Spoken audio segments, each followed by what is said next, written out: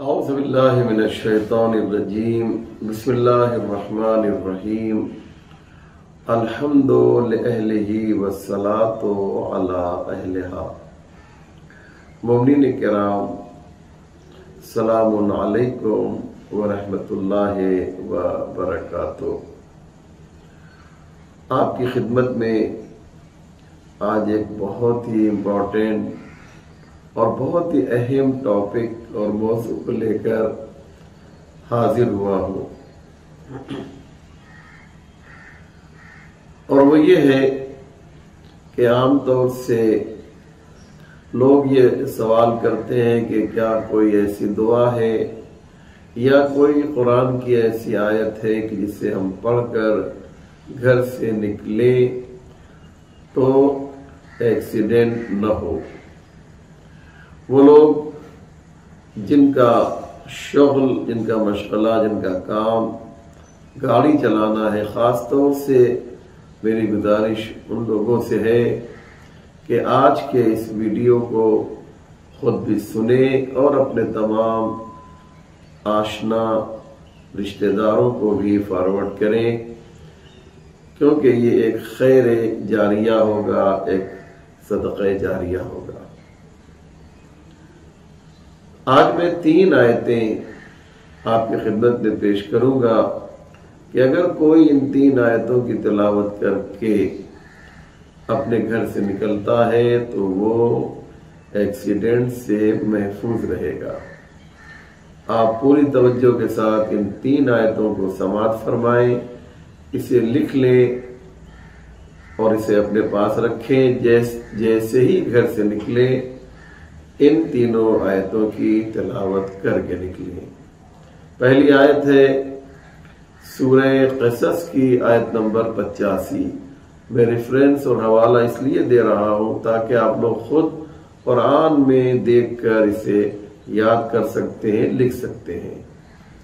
سورہ قصص آیت نمبر 85 ارشاد ہوتا ہے ان الذی فرض علیک القرآن لرادک الی معاد۔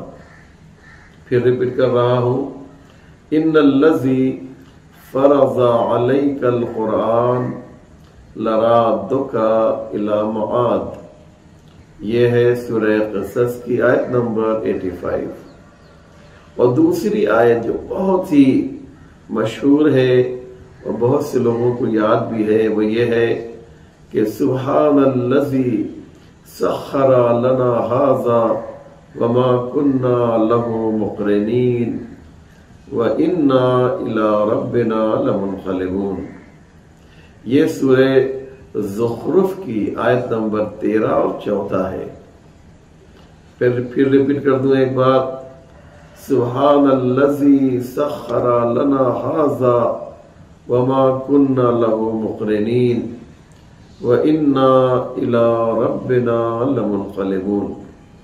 اور تیسری آیت ہے مومنین، بسم اللہ مجریہا ومرساہا ان ربی لغفور رحیم۔ سورہ ہود آیت نمبر 41۔ بسم اللہ مجریہا ومرساہا ان ربی لغفور رحیم۔ بعض لوگوں نے مجرہا کی جگہ پہ مجراہا بھی پڑھا ہے، یہ دونوں طریقہ درست ہے، لہذا آپ چاہیں تو مجرہا پڑھیں، آپ چاہیں تو مجراہا پڑھیں۔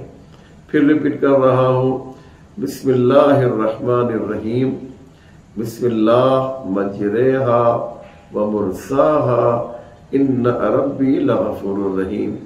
میں نے آخری آیت میں بسم اللہ پڑھا ہے، آپ چاہیں تو ہر آیت کے شروع میں پڑھ لیں بسم اللہ، یا پہلی مرتبہ بسم اللہ پڑھ لیں اور باقی دونوں آیتوں میں بسم اللہ پڑھنے کی ضرورت نہیں ہے۔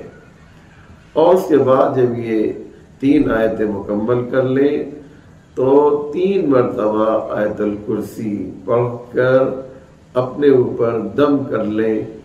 انشاءاللہ آپ کا سفر کامیاب بھی ہوگا اور خطرات سے محفوظ بھی رہے گا۔ والسلام علیکم ورحمۃ اللہ وبرکاتہ۔